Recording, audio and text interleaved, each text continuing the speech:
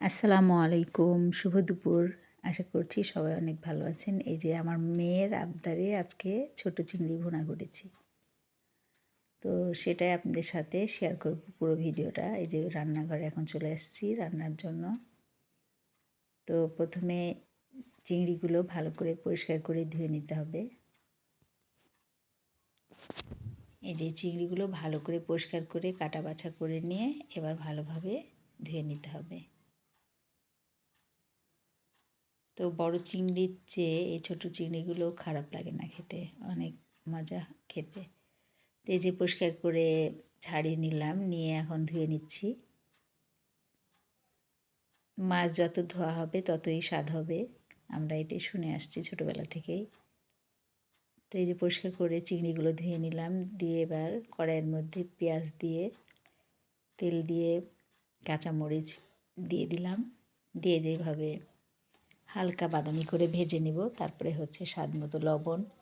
এবার একে একে সব মশলা দিয়ে দিব। আদা রসুন জিরা পেস্ট দিয়ে দিলাম, তারপরে হচ্ছে শুকনো গুঁড়ো মরিচ দিয়ে দিলাম, এবার হচ্ছে হলুদের গুঁড়ো দিয়ে দিলাম, দিয়ে একটুখানি পানি দিয়ে দিব, দিয়ে এবার ভালো করে মশলাটা কষিয়ে নিতে হবে, বারবার নাড়াচাড়া করে। দিয়ে যে এই পর্যায়ে যখন তেলটা উপরে উঠে আসবে তখন চিংড়িগুলো দিয়ে দিব। দিয়ে এখন চিংড়িটা দিয়ে ভালো করে নাড়াচাড়া করে নিতে হবে। আর এই যে জিরার গুঁড়ো দিয়ে দিলাম।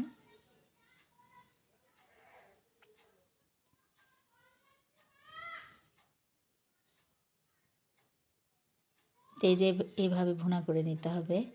আর একটু মশলাটা ভালো মতোই হওয়ার জন্য হালকা পানি দিয়ে দিয়েছি। এই যে ভালোভাবে ভুনা করে নিয়ে নামানোর আগ দিয়ে ধনিয়া পাতা দিয়ে একদম যখন তেলটা আবারও উঠে আসবে তখন বুঝতে হবে যে চিংড়ি ভুনাটা হয়ে গেছে। এই যেভাবে নাড়াচাড়া দিয়ে এই যে চিংড়ি ভুনাটা আমার প্রায় হয়ে গেছে। আর একটু অবশ্য শুকাবো নাড়াচাড়া করে, জাল করে তারপরে হচ্ছে নামিয়ে নেব। তো এই চিংড়ি ভুনার সাথে একটু ডাল হলেই হয়ে যাবে। তো আমি আজকে করব এই যে ডুমুর চচ্চড়ি। একটা আলু দিয়েছি, দিয়ে হচ্ছে ডুমুরটাও মশলাটা কষিয়ে নিয়েছি, যেভাবে চিংড়িটা করলাম ঠিক সেভাবেই। আর ডুমুর চচ্চড়ির রেসিপি আমি অনেকবার দিয়েছি, এজন্য আমি জাস্ট খালি চচ্চড়িটাই দেখালাম। Thank you for watching my video.